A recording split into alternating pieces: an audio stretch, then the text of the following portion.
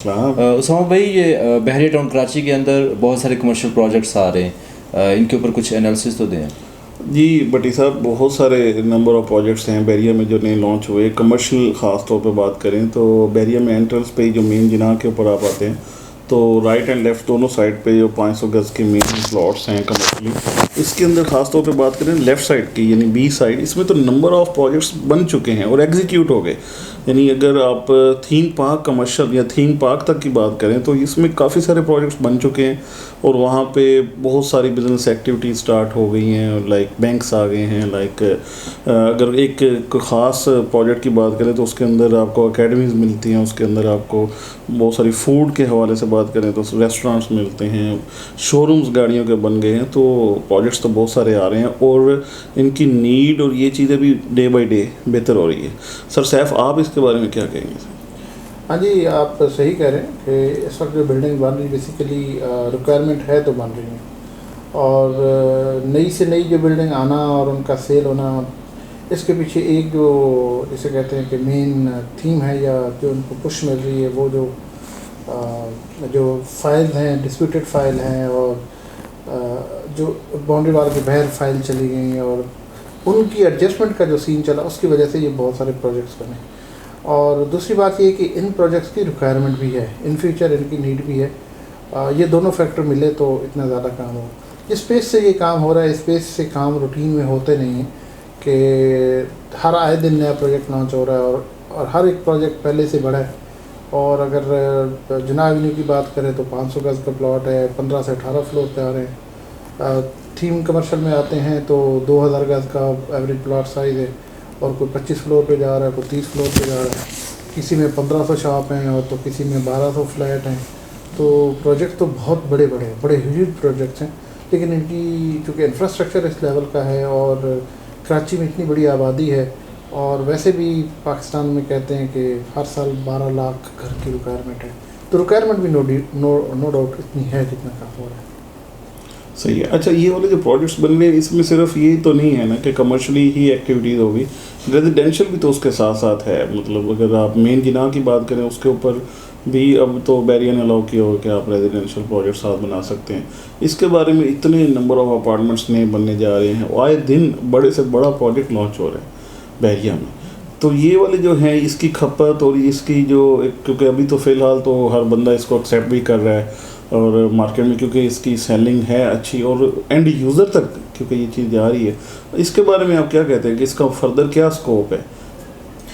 आपकी बात सही है कि रेजिडेंशियल ज़्यादा है और रेजिडेंशियल ही की डिमांड होती है ज़्यादा। कमर्शियल एक्टिविटी तो कमर्शियल नंबर ऑफ यूनिट बहुत कंपेयर करें तो लिमिटेड होते हैं। दो चीज़ें, एक तो ये कि इतने ज़्यादा जो प्रोजेक्ट्स लॉन्च हो रहे हैं ये तो अभी लॉन्च हो रहे हैं, ये डिलीवर तो अभी नहीं हो रहे ना। अब डिलीवर कब कैसे होंगे उसकी तरफ हम आते हैं, लेकिन पहले ये देखें कि जैसे मैंने कहा कि रिक्वायरमेंट है।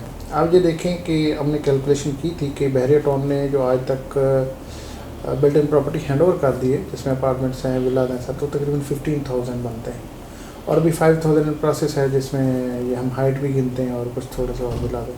तो अगर ये सारे भी डिलीवर होते हैं तो 20,000 बनते हैं। अच्छा, जब 15,000 बिल्ट इन प्रॉपर्टी डिलीवर है वो सारी इंगेज है, फुली इक्विप्ड है। हम सब कोई एक विला को अपार्टमेंट देखें, यही वजह है कि प्राइसेस हर आए दिन बढ़ रही हैं। क्यों बढ़ रही है? डिमांड ज़्यादा, सप्लाई कम है और फर्दर बहुत सारे विलाज की और अपार्टमेंट्स की आज ज़रूरत है।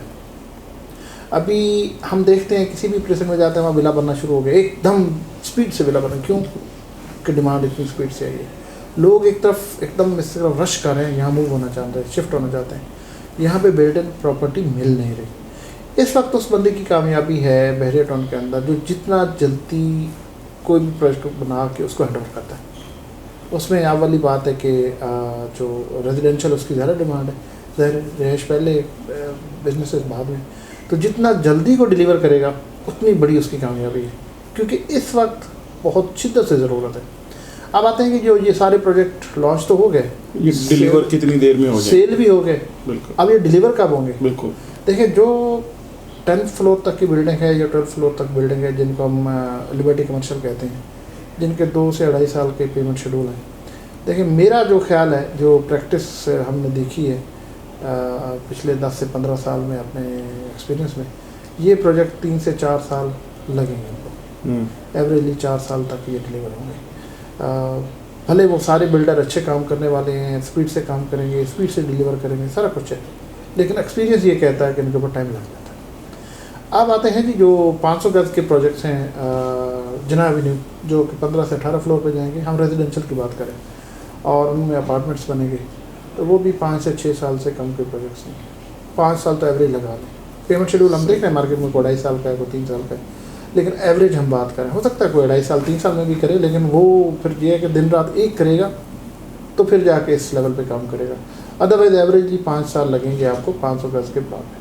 अब आते हैं थीम कमर्शियल वाले जो प्रोजेक्ट्स, जो 2000 गज वाले, उनके पेमेंट शेड्यूल 4 साल हैं या किसी के 5 बिल्कुल साल। ऐसे ही है, ये बस 8 से 9 साल 10 साल एवरेज टाइम इतना टाइम लगेगा, इनका लगेगा, प्रैक्टिकली इतना ही लगेगा, सही। क्योंकि ये इतने बड़े प्रोजेक्ट्स हैं। और इंफ्रास्ट्रक्चर की बात करें तो वो तो बन जाएगा, स्ट्रक्चर भी बन जाएगा। उसके बाद जब फिनिशिंग पे आना है, तो अगर हम किसी एक प्रोजेक्ट में कहते हैं कि जिसमें 1200 अपार्टमेंट है या 1400 जी शॉप्स हैं, तो अब ये देखिए कि 1200 अपार्टमेंट्स में डोर्स कितने लगने हैं, बिल्कुल 1200 अपार्टमेंट्स में PPRC कितना काम होना है, UPC का काम कितना होना है, प्लम्बर कितने चाहिए, स्ट्रक्चर तो वही है, लोग तो वही हैं। अब इतनी बिल्डिंग एक जगह आते हैं, दूसरी भी, तीसरी भी, चौथी भी, तो ये एक बल्क में सारी चीज़ें आती हैं। इनके ऊपर जब काम करना शुरू करते हैं तो बहुत बड़ा, तो ये फ्यूचर में आने वाले आज के प्रोजेक्ट जो हम सारे जिनको डिस्कस किया है, ये आने वाले 2 या 3 साल बाहर डिलीवर होंगे और तब जाके इनकी कंजप्शन होगी या लोग यहाँ शिफ्ट होंगे। मैं ये कह रहा हूँ कि 2 साल जो ये बीच का गैप है, इसको कैसे कवर करना, मुश्किल टाइम ये है, ये वाला है, ऐसे ही। आज इतने लॉन्च हो गए हैं प्रोजेक्ट, जो हम देखते हैं 20 में और लॉन्च हो जाएंगे आने वाले 2-4 महीनों में, इतने और लॉन्च हो जाएंगे। तो ये कब डिलीवर होंगे, 2-3 साल बाद शुरू होंगे, 3 साल बाद शुरू होंगे। अब इस 3 साल में जो लोग रश करना चाहते हैं, जो हम सबको पता है कितनी क्यूरी है, लोग मूव करना चाहते हैं, बिल्कुल ऐसे ही। उनके लिए यहाँ पे क्या है, उनके लिए ऑप्शंस जो अवेलेबल हैं, हाँ, ये जो 3 साल का टाइम है, बिल्कुल इस 3 साल में जो जितना जल्दी कोई प्ले कर लेगा उसकी जीत है, उसकी जीत है, सही कह अच्छा। अब उसमें सबसे पहले हम विलास बना सकते हैं, बड़ी बिल्डिंग तो बना नहीं सकते, कोई भी बनाना चाहेंगे तो 2-3 साल तो डेफिनेटली इसके ऊपर लगे। अभी तो बहरिया टाउन के ऊपर इतना वर्कलोड है, जो हम इवन विला की एक अप्रूवल करा लेते थे, NOC ड्राइंग वगैरह, जो हमें 2 से 3 हफ्ते लगते थे, अब 4 से 6 हफ्ते उनको लगना शुरू हो। सिर्फ पोजेशन लेने जाए तो प्लॉट के पोजेशन पे अच्छा टाइम उस पर टाइम लगता है। फिर जो बिल्डिंग, जो कमर्शियल बिल्डिंग हैं, जो मतलब अब रेजिडेंशियल हो या ऑफिस की, हम सभी को कमर्शियल ही बोलते हैं, हाई राइज बिल्डिंग, तो हाई राइज बिल्डिंग का जो NOC लेने जाते हैं 6-6 महीने तो वो लग जाते हैं, सिर्फ ये मैं वो बेसिक अप्रूवल का टाइम लगा रहा हूँ। तो कहने का ये मकसद है कि ये बहुत दूर की डिलीवरी है और दूर की जाके कंजम्पशन है। हमें जो बहरिया टाउन के अंदर जिस चीज़ की डिमांड है, जिसके लिए ये सब कुछ हो रहा है, वो जल्दी जल्दी वाला है, बिल्कुल ऐसे, ये 2 से 3 साल के अंदर ये गैप 2 से 3 साल में इतना बढ़ जाएगा, इतनी हाइप बढ़ जाएगी कि जब तक वो बिल्डिंग डिलीवर होना शुरू हो जाएंगी, उनके रेट्स, उनकी स्टेबिलिटी कहीं आगे पहुंच चुकी है। आज बहुत सारे दोस्तों के ये सवाल होता है कि ये जनाब इतने कमर्शियल आ रहे हैं, या इतने प्लॉट्स आ रहे हैं, या इतने ये रेजिडेंशियल जो अपार्टमेंट्स आ रहे हैं, कंज्यूम कहाँ होंगे भाई? 3 साल बाद देखें ना, ऐसे ही आबादी का क्या, कहाँ खड़े होंगे हम लोग। ये तो आज अगर उसको दूसरे एंगल से देखना, तो आज से 3 साल पीछे चले जाए, बहरिया टाउन में कितनी डिमांड थी, कितने लोग शिफ्ट हुए थे, कुछ भी नहीं था, सही बात, चंद लिमिटेड, ये अपार्टमेंट से कुछ लिमिटेड, और कुछ लिमिटेड %2, ना अली ब्लॉक में कोई विला थे, ना 10 में, ना 11 में, ना 27 में, ना स्पोर्ट्स में, कहीं कुछ भी नहीं, डिलीवर नहीं होते प्रॉपर्ली, वहाँ पे लोग नहीं रहते ऐसे, और आज वहाँ पे जगह नहीं। इसको छोड़ दे 1 साल, ये अभी लास्ट ईयर जो गुजरा है 2020, और मतलब जो 3-4 महीने इसके गुजरे, इसमें कंसिडर कर ले, लास्ट मार्च से इस मार्च तक देख ले कितनी फैमिली शिफ्ट हुई, बहुत। इस साल में जितने लोग शिफ्ट हुए, शायद पिछले 4 साल में नहीं शिफ्ट हुए। यही रेशो आगे चलती नज़र आ रही है। इसलिए 3 चीज़ें, नंबर 1 कि जो इस वक्त प्रोजेक्ट लॉन्च हो रहे हैं, ये तो डिलीवर होने 2-3 साल बाद जाके, जो डिमांड है बिल्ट इन प्रॉपर्टी की, वो आज भी बहुत है, और इन 2-3 साल में ये गैप फिल होता नज़र नहीं आ रहा, और ये हाइप स्टेबल भी हो रही है, बढ़ भी रही है, और ये प्राइसेज और ये चीज़ें, जब तक ये प्रोजेक्ट डिलीवर होना शुरू होंगे तब तक प्राइसेज बहुत स्टेबल हो चुके हैं। आज फ्लक्चुएशन बहुत रहेगी, कभी रेट ऊपर जा रहे हैं, कभी नीचे जा रहे हैं। जो 8,000 पर स्क्वायर फीट पे कोई अपार्टमेंट बुक हुआ जी, कभी पता चलेगा वो 7,000 पे भी मिल रहा है, वो 8,000 वाला 8,500 पे भी चला। ये फ्लक्चुएशन उस वक्त तक रहेगी जब तक वो डिलीवर नहीं हो रहा, तब तक वो अंडर कंस्ट्रक्शन है, ये फ्लक्चुएशन रहेगी, लेकिन स्टेबिलिटी बहुत होती नज़र आ रही है। ऐसे ही मीन्स टू से कि नोट ऑनवर्ड आप ये देखें कि जो प्रोजेक्ट जल्दी डिलीवर होगा वो उतना बेहतर रहेगा एज़ कम्पेयर टू कि जो जितना लेट डिलीवर जी, होगा, बिल्कुल। और जो जितना जल्दी डिलीवर होगा उसकी प्राइसेस उसी तरीके से अच्छी स्टेबल होंगी।